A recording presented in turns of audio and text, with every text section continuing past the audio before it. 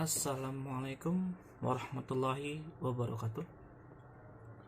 Ketemu lagi pada pelajaran kimia kelas 11 semester 1 bab yang kedua tentang termokimia.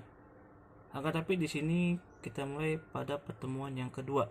Sebelumnya sudah pernah kita bahas, yaitu pengertian dari termokimia. Ada itu sistem terbuka, sistem tertutup, dan sistem terisolasi. Dan yang selanjutnya itu yang A itu dengan jenis-jenis reaksi termokimia.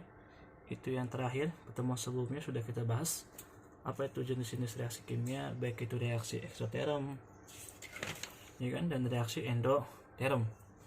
Dan selanjutnya itu materi selanjutnya itu adalah ini nih, persamaan termokimia, masih pada bab termokimia. Apa itu pengertian dari persamaan termokimia? Persamaan itu adalah suatu persamaan reaksi, ya, persamaan reaksi kimia yang mencantumkan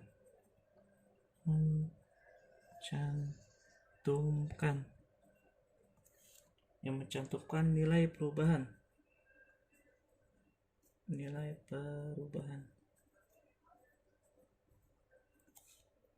entalpi. Nah, ada entalpi lagi nih, entalpi reaksinya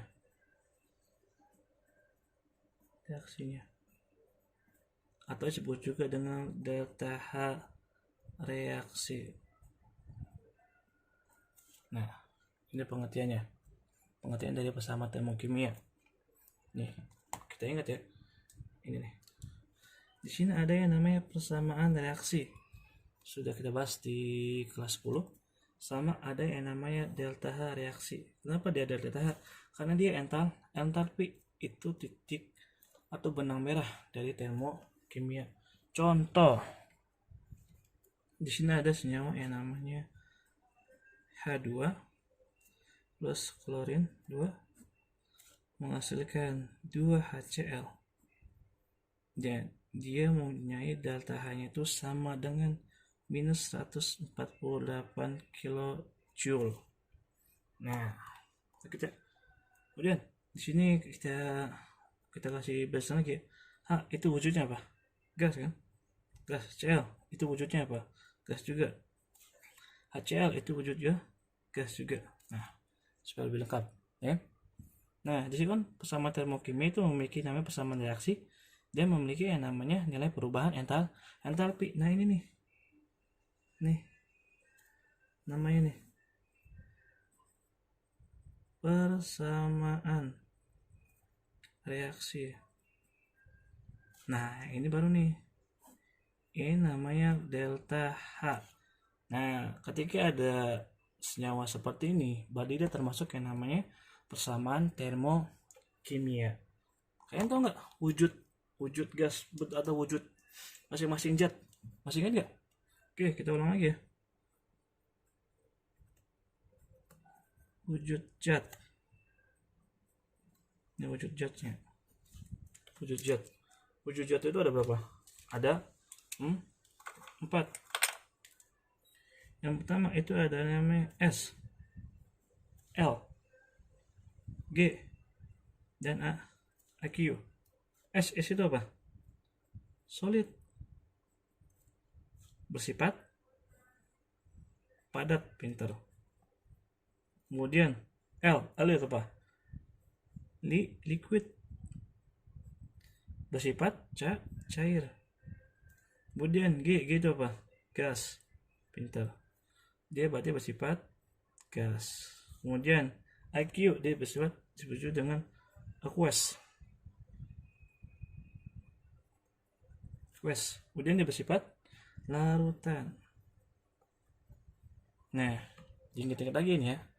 Jangan heran ini. Ini ada G, ini ada G, ini ada G. Berarti dia H2-nya itu bersifat gas, Cl-nya bersifat gas, H2Cl-nya itu bersifat gas. Nah, di dalam persamaan termokimia itu nanti ada yang namanya perhitungan delta H, mempunyai namanya aturan masing-masing ya, masih ingat? Oke, perhitungan delta H mempunyai aturan tersendiri. Kita tulis.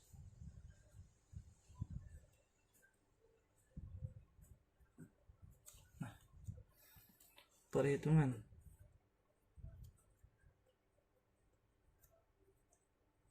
ini juga sebagai pesama terkini itu dasar ya, dasar untuk kita memulai namanya termokimia.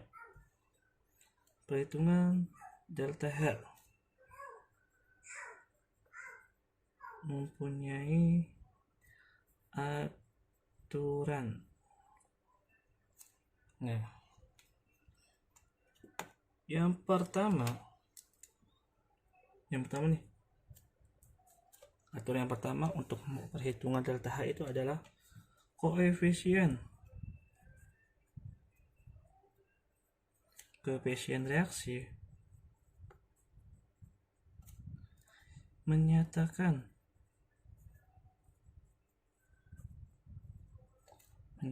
jumlah zat pada reaksi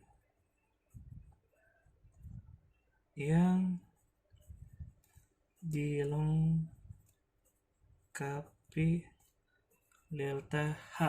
Nah, ingat ya, suatu koefisien reaksi menyatakan jumlah zat pada reaksi yang melengkapi delta H. Berarti sama ya, kayak pengertian persamaan termokimia, di mana ada suatu reaksi dan ada juga delta H-nya itu nilainya berapa. Nah, itu juga sama perhitungan. Kemudian yang kedua, harga. Nah, ini nih, harga delta H bergantung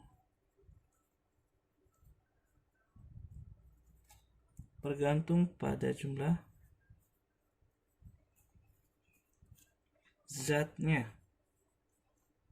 Nah, harga delta H bergantung pada jumlahnya, tetapi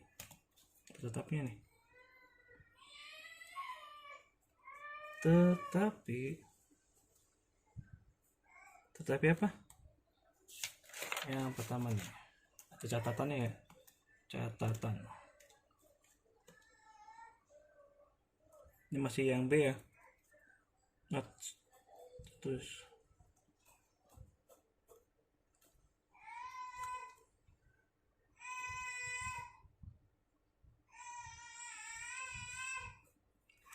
bila reaksi dibalik,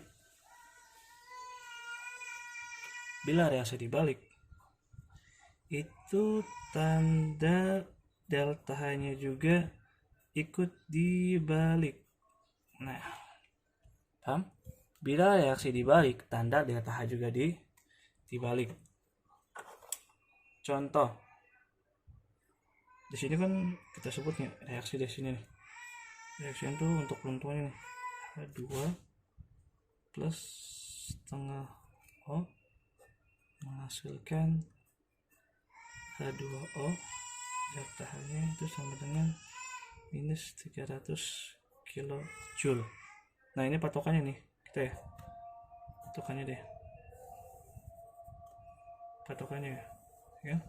Ini kan bila reaksi dibalik, tanda delta H-nya juga ikut dibalik. Paham? Oke, contoh. Di sini kan H2O2-nya di sebelah mana? Sebelah kanan kan? Kita balik. H2O menghasilkan H2 plus setengah O2. Delta juga ikut dibalik. Yang tadi dia bernilai negatif, kini dia bernilai positif 300 kilojoule. Nih, di sini kan sebelah kanan nih. H2 ada di mana? Sebelah kiri.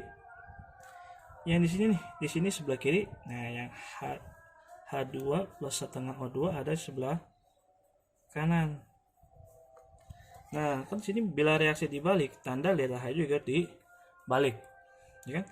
Di sini ada H2, di sini H2O itu yang pertama itu di sebelah kanan, kemudian yang di sini sebelah kiri. Berarti delta tedahnya juga ikut di balik. Di sini berbuatan negatif, di sini berbuatan positif. Kemudian yang kedua masih yang ini ya, yang B nih, perhitungan delta punya aturan. Ada lagi tambahannya. Bila reaksi dikali X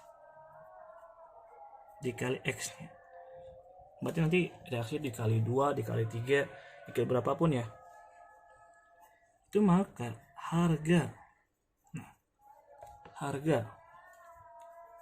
delta nya juga dikali apa? Dikali X. Contoh, di sini kan H2 plus setengah O menghasilkan H2O. Jika kita dikali 2 nih, ya, gimana dikali 2? 2 H2 ditambah O2 menghasilkan 2 H2O, ya kan? Berarti deltanya juga akan ikut dikali. Yang sebelumnya 300 nih, 300 berarti menjadi berapa? Minus 600 kilojoule. Nah, ini kan, ini dikali nih, dikali 2, ini juga dikali 2, dikali 2. Nah, itu yang kedua. Bila reaksi dikali X, maka harga deltanya juga ikut dikali X. Baik, kita lanjut.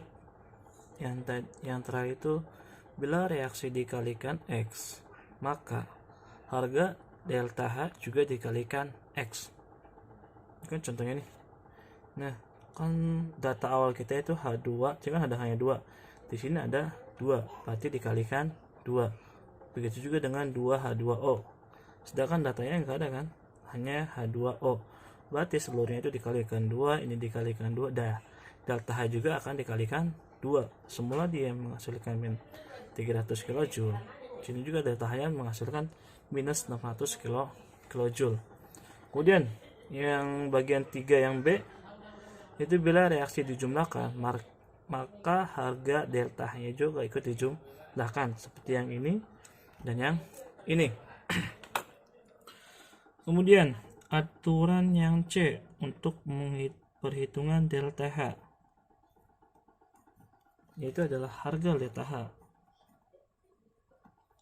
Harga delta H tidak bergantung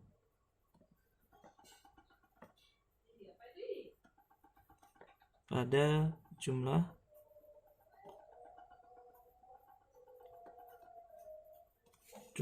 tahapan reaksi. Tahap reaksi. Tetapi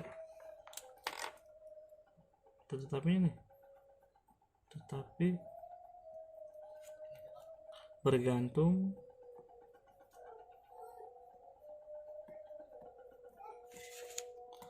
pada kondisi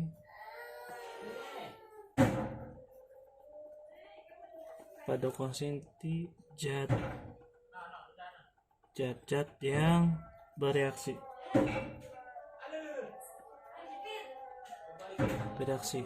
atau keadaan awal.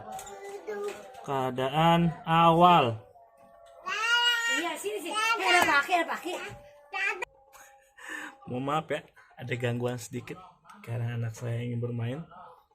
Sedangkan bapaknya lagi buat video. Mohon maaf ya, mohon maklum. Ya, kita lanjut aja ya. Tetapi bergantung pada kondisi zat yang bereaksi atau keadaan awal. Dan adanya juga nih. Dan ketika dia zatnya hasil reaksi itu sama dengan reaktan ya, atau disebut juga dengan keadaan akhir. Oke, Oke, pertemuan hari ini tentang persamaan termokimia. Apa itu persamaan termokimia? Kemudian wujud zat itu kita belajar kembali. Kemudian perhitungan delta H mempunyai aturan dari yang A, B, dan C. Kemudian untuk contoh soalnya, oke baik, kita contoh soal yang pertama yaitu berupa, oke kita lanjut ke contoh soal yang pertama dari materi persamaan termokimia.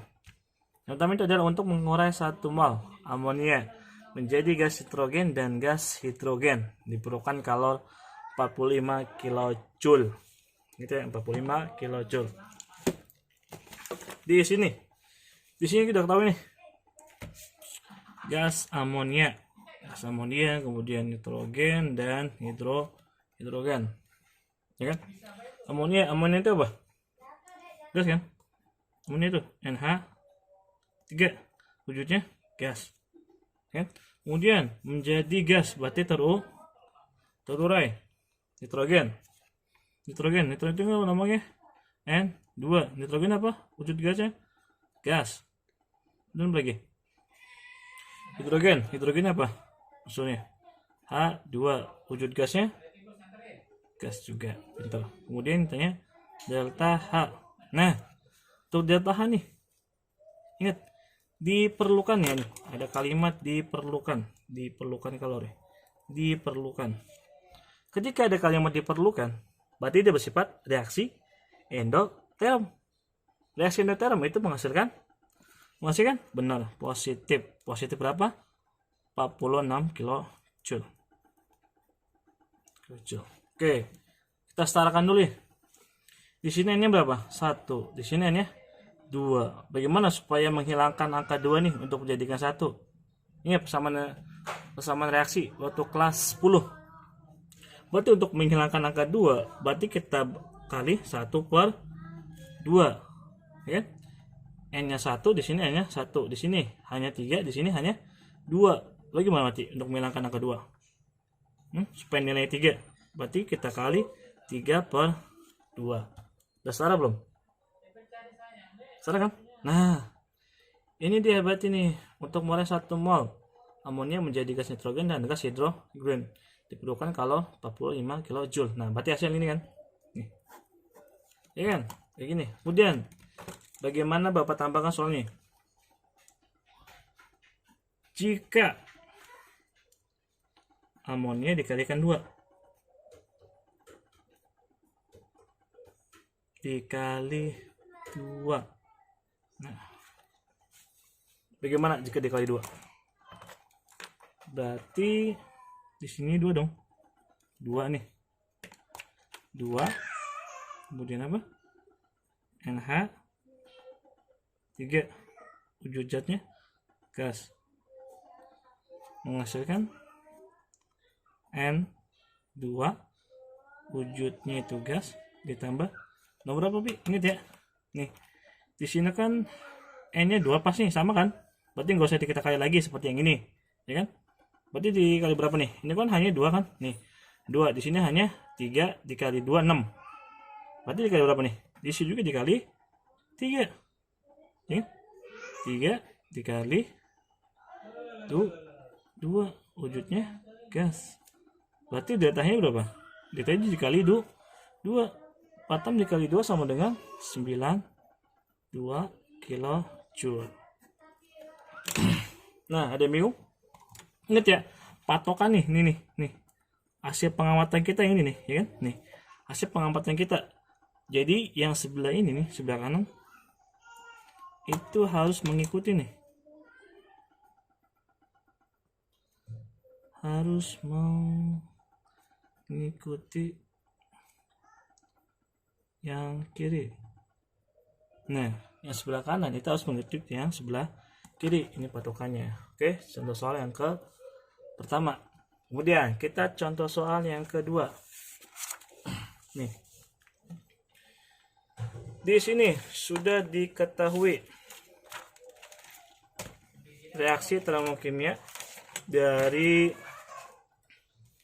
C4H8 ditambah 6 oksigen menghasilkan 4CO2 ditambah 4H2O, deltanya sama dengan minus 120 kJ. Nah, yang ini nih, berarti yang ini nih data utama kita nih. Ini nih data utama ya, data kita deh ya kan, data kita. Yang ini hasil, berarti ini hasil ya kan, hasil ini hasilnya. Oke ya kan, hasilnya. Kita terus kembali deh, terus kembali. Ini kan 8 CO2 ditambah 8 H2O menghasilkan 2 C4 H8 ditambah 12 O2, berarti datanya berapa kan? Nah. Tuh. Oke, kita cari. Di sini 8 CO2. Di sini nih. Di sini ada sebelah apa? Sebelah kiri kan? Ini kiri nih. Kiri. Kemudian di sini sebelah kanan. Nah, ini kanan kan? Kanan. Berarti gimana? Ini di kiri, ini di kanan. Berarti nanti hasilnya datanya dibalik nih. Dibalik. Ya kan?